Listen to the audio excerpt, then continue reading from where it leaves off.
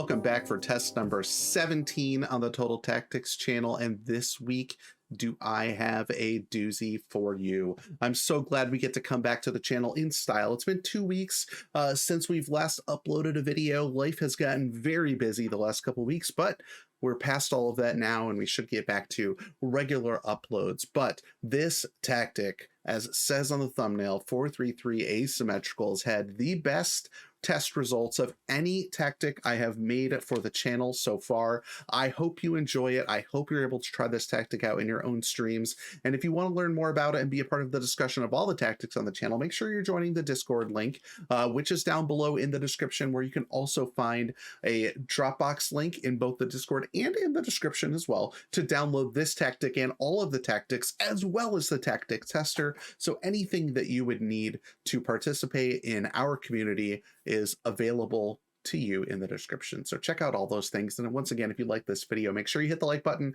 subscribe to the channel, and leave a comment down below about what you want to see in the future. Next week, I think we might have a little bit more of a defensive tactic. I know that's something a lot of you have been asking for. So I've been working on something. Stick piano's getting cooking. We're working on it.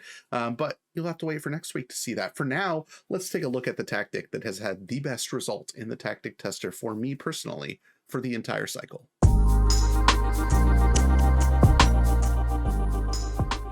All right, so here is the tactic, and from what you can see already, you see what I mean by the asymmetric shape. So right here we have the three here that, you know, they're just kind of like shifted over, and then you've got the top three just shifted over the other way, right? So it does kind of retain the like triangle shapes of a 4-3-3.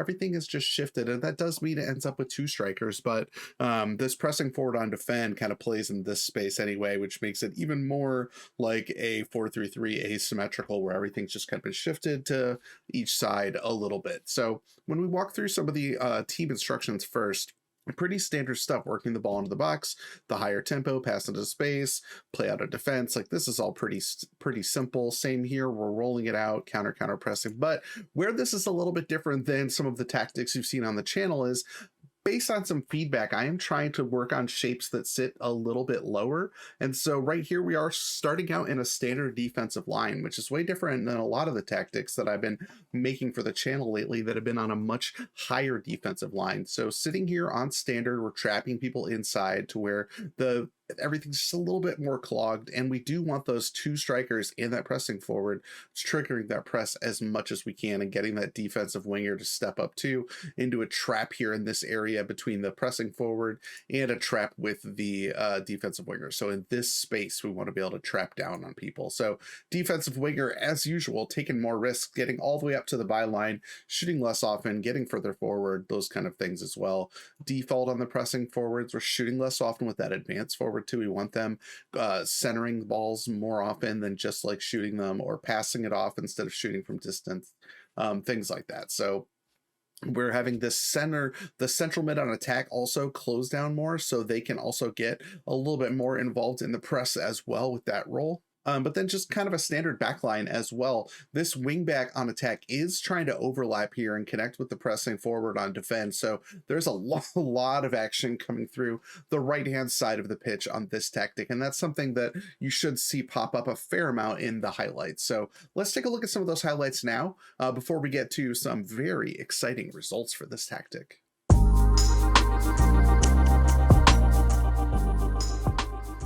All right, so on this highlight, a couple things I want you to watch here, and we'll kind of pause it here. First off, the defender, Lamella here, was really pinching Guzens to come inside. And because we're playing fullback on support here, Guzens is going to kind of hold this depth on this play and not try to overlap, isn't going to try to drive into the box. So it's just something to remember, that he's now going to make sure he stays in front of Lamella, in front of Jordan, and kind of still in touching distance with Rafa Mir as well.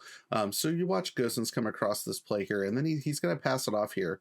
You see, he just never tries to make an attacking movement until right there, and then it immediately is trying to like backtrack. But we have the wing back on attack here, starting to overlap. So you can't see him because he's behind my head, but I promise you, Pereira is right there, and here now you can see him. So now Pereira has the ball here, and look at who he has to aim at. The defensive winger Sar is all the way up in the box. the Skamaka and Izak are right where they should be as the two strikers. And then on the backside, you've got Raspadori. So you've got four options here in the box already running. He's the inverted winger, but this is the one I want you to look at, Locatelli.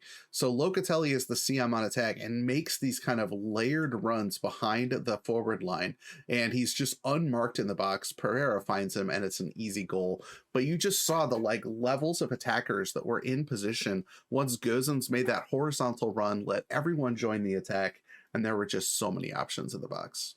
All right, I want to show this highlight because I want to illustrate the pressing forward on defend is still like an option. So this pressing forward on defend is dropping deep to get this ball here, and he's playing right here at that midway point of the circle. So watch what happens as this play kind of develops. He's going to pass it back here to Pereira, and then Paulinho, and Paulinho is going to hit that defensive winger. So Sar, as the defensive winger gets forward, right? We having him play risky. So he is going to play very offensively, despite being a defensive winger on support. But look at Skamaka, right? Skamaka had the ball pass the ball off way back in the center circle, but the pressing forward on defend will run with the play. They'll just drop a little bit deeper when they're pressing. So they're still very much an offensive threat. Sar is set to like shoot less often and make sure those crosses get in, and it's a pretty easy goal in the end. But I think the important thing to kind of see in that highlight was the fact that that pressing forward on defend is going to make those runs. They're going to chase the play and maybe even get out in front of it sometimes. They're not just going to like continually defend and get back on defense. So there's a lot more to that position than it appears, and you shouldn't be afraid to try pressing forward defend in your own tactic. All right, one more CM attack goal along with some fullback support play here to start. So Gozens has it, and instead of making a really offensive progression there, lays it off once again. But here is where you're going to see Adams in space here as the ball-winning midfielder, getting ready to be offensive and kind of display a forward pass of their own. But because Skamaka, as that pressing forward and defend, has dropped deep here in the buildup, look at the run that's afforded Locatelli, the CM attack, to get in kind of behind in that space that Skamaka has kind of vacated by dropping deep. And this defender right here, Brooks, is caught spying Skamaka and stepping up a little bit, right? This defender is watching Izak. So they're all out of sorts here on the back line. And it starts with Skamaka getting the ball in the buildup. And that's where you start to see the movement start to take place from the defenders. So Locatelli can attack this space. It's a simple ball over the top for Adams. Brooks is nowhere to be found. Locatelli finishes to the back post, and it's just a great goal. It's just a well-balanced tactic and a well-designed tactic with players dropping into space and the people that have the ball being creative enough to find the space.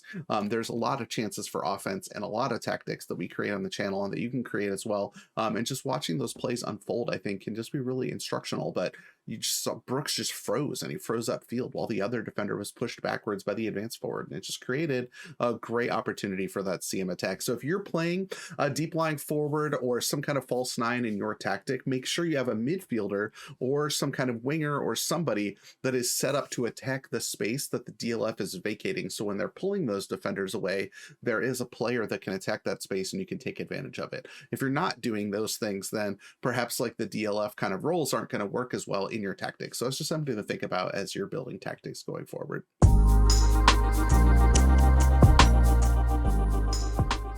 All right, let's take a look at some of these results, which are very, very exciting. And I think probably the best tactic statistically that we've released on the channel thus far. So we'll start here in the Underdog League and look at the impressive Underdog League result.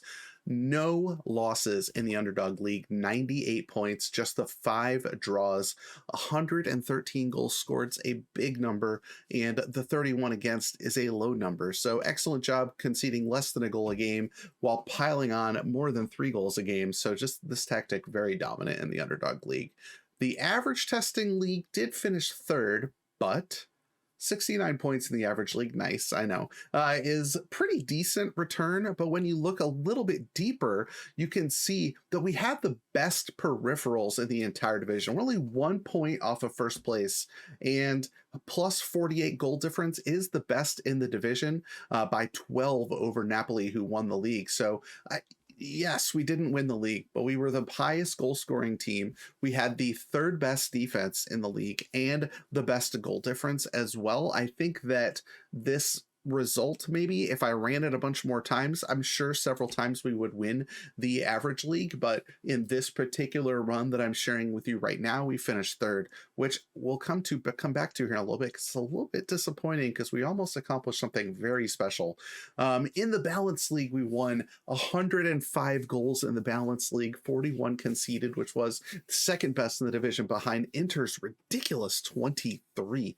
That's crazy. But 64 goal difference, 84 points. That is hitting the benchmarks for a great result in the balance league as well. But the Elite League is the story because we have won the Elite League. It has finally happened with a tactic on the channel. 67 points, only 2 points less than we had in the average league. Conceding 47 goals was tied for second best in the Elite League. Scoring 75 was the highest goal total in the Elite League.